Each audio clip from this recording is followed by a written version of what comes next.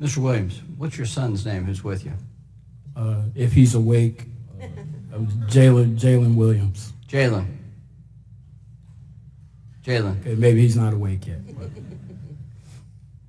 You got a great dad. You got a brave dad. You got a dad full of courage. For him to tell this story in front of us, to tell this story in front of you, he's going to make you proud. And you should be proud of your dad.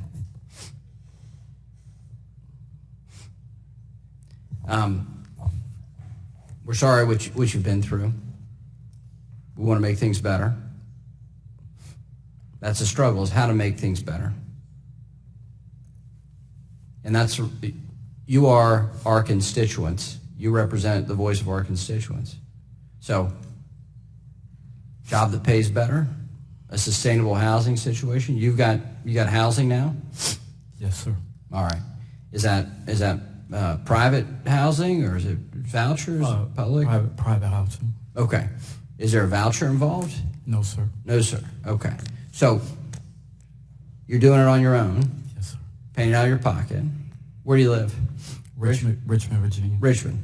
All right. So Richmond's on our list of the highest cost places. Not that it's cheap, but it's not the highest cost places. Yeah. So, and you're doing it in market rents, paying out of your pocket. No help from the government. No help. All right. Mr. Hendricks, how do you answer that question? How do you get more affordable housing? In fact, so he's got more choices. And if he gets no from one, he can get a yes from another. How do you get more affordable options? We start with the reforms at the local level, to zoning laws, to permitting fees, to extensive review times. We also have a greater variety of housing stock. So it's not just a single-family home that you have to choose from. You can have housing of every type for every income level.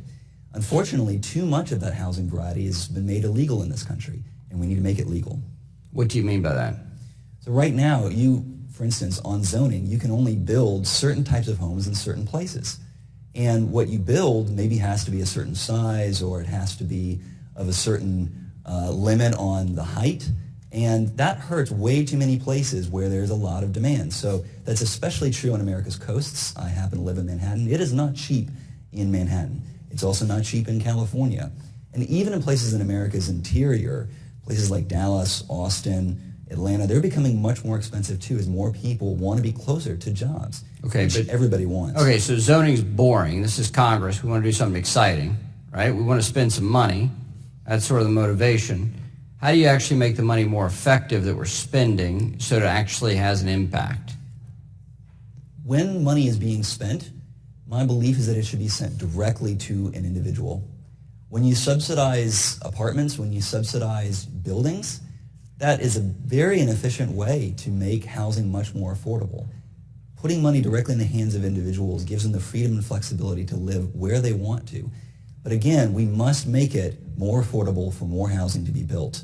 And whether that's exciting or not, it is necessary. Okay, but the subsidy is a temporary piece, and doesn't a subsidy then drive up the cost of the housing stock? More housing development. How do we connect federal monies flowing to individuals that enhances the housing stock? How do we actually make that happen? It's a matter of policy. So we actually affect people's lives.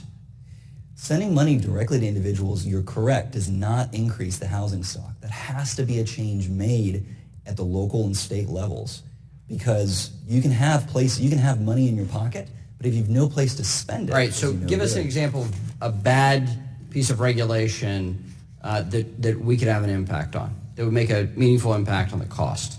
Yeah, so I'll point to examples from California. San Diego Mayor Kevin Faulconer has gotten rid of minimum parking requirements, which added $50,000 to sometimes even $100,000 across Southern California to the cost of a single unit's development. Getting rid of that minimum parking requirement, especially near transit, was a critical part of making San Diego's housing much more affordable. Even more recently, he passed a law saying, yes, in God's backyard, there were churches that wanted to build housing on parking lots that sat vacant through much of the week. That kind of low-hanging fruit, retail spots, allowing for backyard apartments to be built, that is concrete reform And that actually has an impact on housing choices for somebody like That's Mr. right. Williams, who doesn't have a government subsidy That's for right. this. Okay, thank you.